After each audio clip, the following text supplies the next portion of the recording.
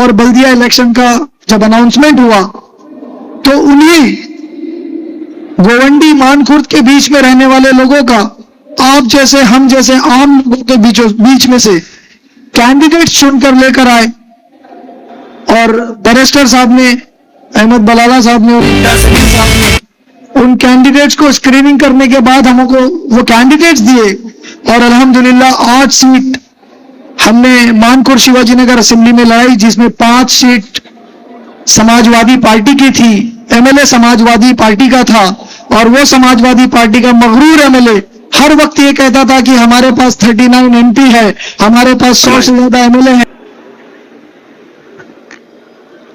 Dice पर मौजूद हम सबके कायद बैरिस्टर असदुद्दीन ओवैसी साहब और हम सबके आइडल जनाब अकबरुद्दीन ओवैसी साहब,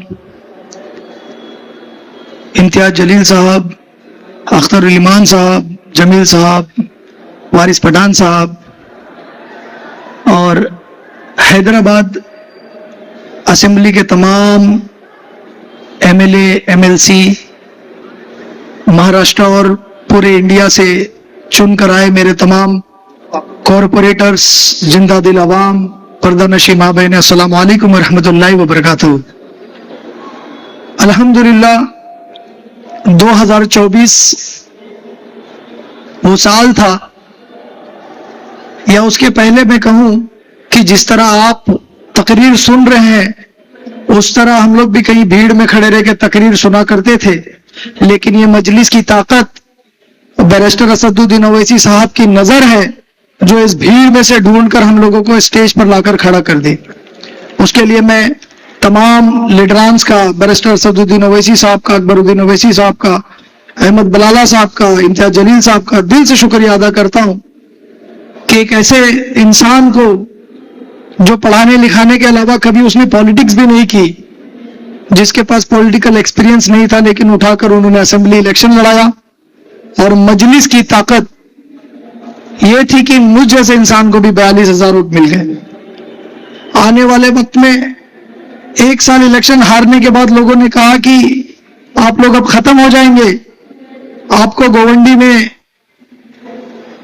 बाई चांस वोट मिल गया। हम लोगों को यह भी कहा गया कि आपके ऊपर हमारा ध्यान नहीं था इसलिए आपने इतना वोट ले लिया। लेकिन अल्हम्दुलिल्लाह मैं अपनी पूरी टीम का शुक्रिया अदा करूंगा, मानखुर्द शिवाजी नगर असेंबली की पूरी टीम का शुक्रिया अदा करूंगा कि मुसलसल हारने के बाद भी 1 साल, तकरीबन 1 साल हर रोज जमीन पर रहे, लोगों के बीच रहे, खिदमत करते रहे। और बल्दिया इलेक्शन का जब अनाउंसमेंट हुआ तो उन्हीं गोवंडी मानखुर्द के बीच में रहने वाले लोगों का, आप जैसे हम जैसे आम लोगों के बीच में से कैंडिडेट्स चुनकर लेकर आए। और बैरिस्टर साहब ने, अहमद बलाला साहब ने, उन कैंडिडेट्स को स्क्रीनिंग करने के बाद हमको वो कैंडिडेट्स दिए और अल्हम्दुलिल्लाह 8 सीट हमने मानखुर्द शिवाजी नगर असेंबली में लड़ाई, जिसमें 5 सीट समाजवादी पार्टी की थी, एमएलए समाजवादी पार्टी का था। और वो समाजवादी पार्टी का मगरूर एमएलए हर वक्त ये कहता था कि हमारे पास 39 एमपी है, हमारे पास 100 से ज्यादा एमएलए है, हमारे पास 500 से ज्यादा कॉरपोरेटर है। और पूरे के पूरी हिंदुस्तान भर की ताकत उसने गोवंडी में लगाई। लेकिन उसके बाद भी सिर्फ एक दौरा बैरिस्टर असदुद्दीन ओवैसी का और दूसरा दौरा अकबरुद्दीन ओवैसी साहब का, ये 2 दौरे ने पिछले 42,000 वोटों को 63,000 वोटों में कन्वर्ट कर दिया। और अल्हम्दुलिल्लाह 8 में से 6 सीट मजलिस की जीत कर आई। और उस मगरूर नेता जिन्होंने हमारे महाराष्ट्र के लीडर को कहा मैं उत्तर प्रदेश का हूं, उठा के पटक दूंगा, 32 बाहर आ जाएगी, लेकिन वो भूल गए थे कि एक बिहार का बच्चा वहीं पर है और बिहार के लोग बताते नहीं है, बोलते नहीं है, इस तरह की फिजूल बातें नहीं करते उठाकर पटकने की। बिहार के लोग अगर बिहार में आप जाओगे, मैं बोलना चाहता हूँ अख्तर इमान साहब से परमिशन लेकर कि बिहार में अगर जाओगे तो बिहार के हर एक घर में एक नेता, एक आईएएस ऑफिसर, आईपीएस ऑफिसर और एक गुंडा पैदा होता है। और जो भी होता है वो पूरी ताकत से अपना काम करता है। तो भूल गए थे कि बिहार का एक नेता असदुद्दीन ओवैसी साहब ने गोवंडी के अंदर दिया है, जो बिना बोले ऐसा पटकेगा कि बदतसी के साथ जबान भी बाहर आ जाएगी और 5 इंसान की एक भी सीट नहीं आई।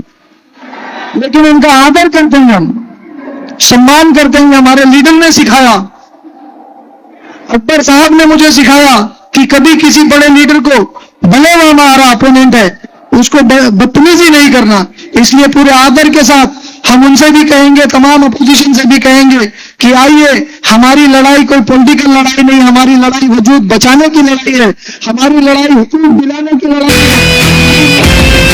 खड़े रहने की है। इस लड़ाई में आप सो कॉल्ड सेक्युलर पार्टी को छोड़कर आइए, मजलिस के साथ जुड़िए, अकबरुद्दीन ओवैसी साहब के 10 स्कूलों को देखिए, ये दारुस्सलाम के इर्द गिर्द जो कॉलेजेस, जो स्कूल है, जिस तरह का माहौल दारुस्सलाम में, ये देखिए, इस तरह का माहौल मुसलमानों के लिए, पिछड़ों के लिए, दलितों के लिए पूरे हिंदुस्तान में बनाने की बात हम करते हैं। आइए, हमारा साथ दीजिए, हमारे बड़े बनकर हमारे हाथ, हमारे सरों पर शफकत का हाथ फेरिए, हम आपको इज्जत और आदर देंगे। इंशाअल्लाह मिलकर अपनी कौम और मिल्लत का काम करेंगे और मजलिस को आगे बढ़ाएंगे, जमात को आगे बढ़ाएंगे, मुस्लिम क़यादत और दलित क़यादत को आगे बढ़ाएंगे। बहुत बहुत शुक्रिया, जज़ाकल्लाह खैर, अस्सलाम वालेकुम।